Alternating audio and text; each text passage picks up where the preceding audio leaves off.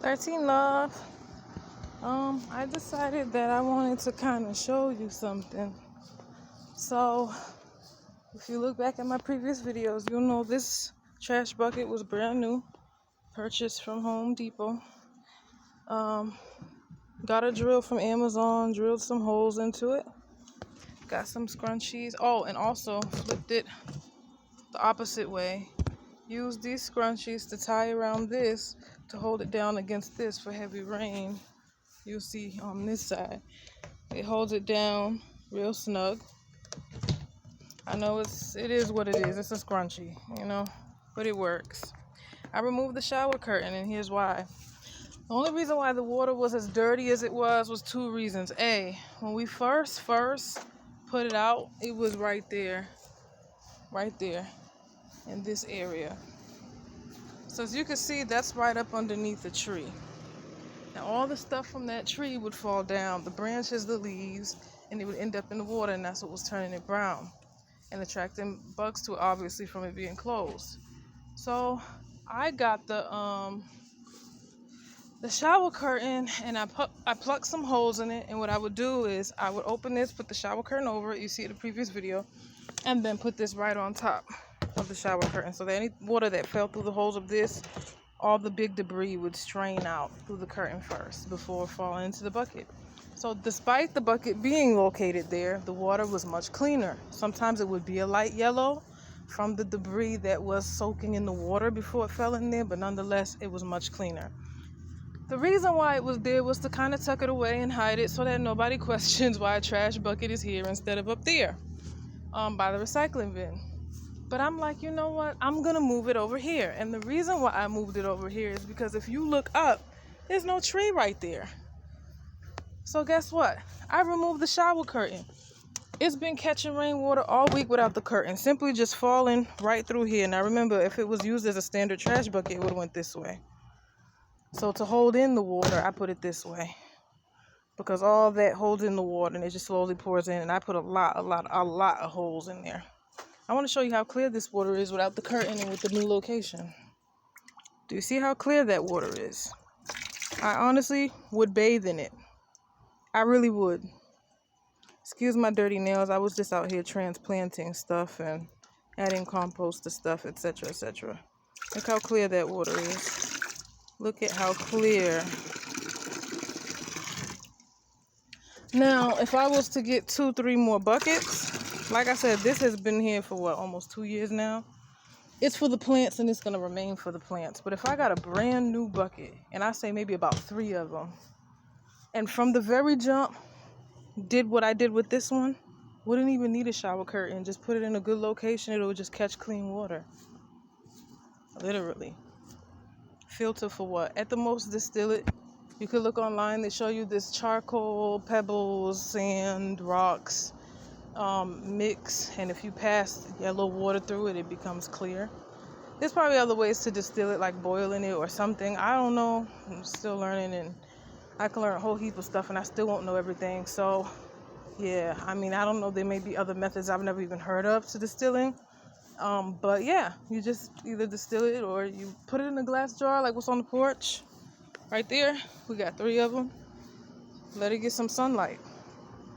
The other 2's in the house. Actually gotta put one of them out because the water's out. But yeah, I mean, it works. It works so perfect. And I had to relocate everything. I realized putting it by the trees, all the plants, and these orange buckets here that holds the tomatoes, the moringa, and one of the okra plants, one of the cantaloupe plants. It wasn't good to have it under the tree because what happens is we get a lot of spider webs. And what they started to do, I know I said I wasn't going to show nothing until it produced, but I'm sure y'all got glimpses of it. Let me see if I can find an example. See what's happening to these leaves? I'm under the impression that is from spider webs. Literally. Because it was by that tree. And spider webs will come down. I mean, I don't know how these spiders do it. These are some elite spiders. But they will literally go from this tree over here and stretch their web out all the way to this over here. And we'll see a bunch of webs all throughout these.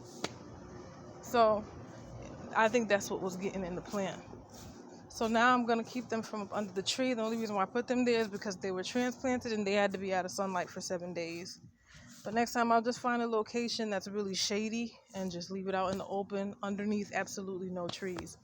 I also did it because if you're watching the last video, I thought that it would be helpful because the rain was pouring down so hard that it snapped one of my sunflowers. Like the sunflower, I'm 5'4". The sunflower was my height. Actually, the sunflower was growing taller than me, and it snapped it. The rainwater fell down so hard. I mean, even these moringas, if you see in the last video, you'll see these things had a growth spurt, but they was all bent over. I just didn't think they was gonna survive. All of the marigold flowers was gangster leaning. I mean, it was ridiculous. I thought that I walked in on a trap video. I'm not even joking to you. Everything was bent over, crip walking. I mean, nothing was stood up straight, and I was so concerned because we wasn't here, so I don't even know how hard the rain was. But it must have been hard enough because the tomato plants was drooped down like they was on some type of, LSD plant. I mean, they was just gone. And luckily, over the days, they started to stand back up. But I was worried that sunflower that grew taller than me, oh, I feel so bad she didn't survive. She didn't. She snapped. All of this was part of her right here. All of this. This was the part of her that snapped. From all the way here to all the way up there. And when she stood erect, she was literally taller than me. I'm 5'4". That thing had to be 5'4" or 5'5". Because when she was happy and her leaves would fold out, it really did look like she was taller than me. It really did. So I have another sunflower going. Hopefully it survives. I realized it wasn't bearing this sun very good, so I had to move her. Everything has grown lots since y'all last seen it, but again, I don't have a garden until stuff is producing, so I don't really want to show it. But this baby right here, hopefully this sunflower over here survives. Hopefully. But everything is getting really, really big, really, really long, and so far so good. What I'm gonna do is I'm gonna come out here in the high rising, and come and talk to everything. That's why I should have started off with one plant, like maybe one tomato plant, one okra plant, one flower, but I got about 9 tomatoes, 2 moringa. I planted too much. But the ginger's doing really good also. I mean, everything's doing good. I really can't complain, but the energy output, I need to actually talk to them more, communicate with them more, because the one time I did ask my ancestors to help them grow, they had a growth spurt, but that needs to be consistent. So yeah, that's about it. I won't make this video too long. Just wanted to really show you the water, and I mean, it's clear. I mean, you've seen it. I want to drink it. I want to bathe in it. Having about 3 or 4 of these, I mean, what is that? Maybe. Okay, so those right there, those orange buckets are 5-gallon buckets. I want to estimate how many buckets this is, 32 gallons. So if you have like 5 or 6 of these, oh man, you're good. You're pretty good. But if I could, I would get 10. Put 5 on this side, 5 on the other side, honestly. But I don't really want to draw too much attention to here. Again, we're just renting, so I don't want to draw too much attention to the property. So this one will be fine, and maybe 2 more. I'm really considering it. Maybe this week. I know I've been saying that, and I've been hesitant at the same time too, because I'm like, if ever we pick up and move, it's a lot of stuff to go with. It really is. So, and of course we're gonna move. I didn't say if ever as if it's never gonna happen, but when and how it happens is the question. So until then, I don't want to you know what I mean? Like have an overabundance of stuff. It's been a large investment. I'm not gonna lie. I mean, I purchased all these buckets. I purchased all these pots. The ones the marigolds are in, the little blue ones right there. Those are from Dollar Tree. They're maybe about 6 inches, 7 inches tall. Actually, no.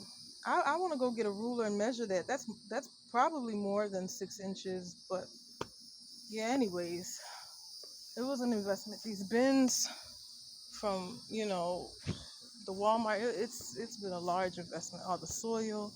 So it's like I really just want to cater to what's here.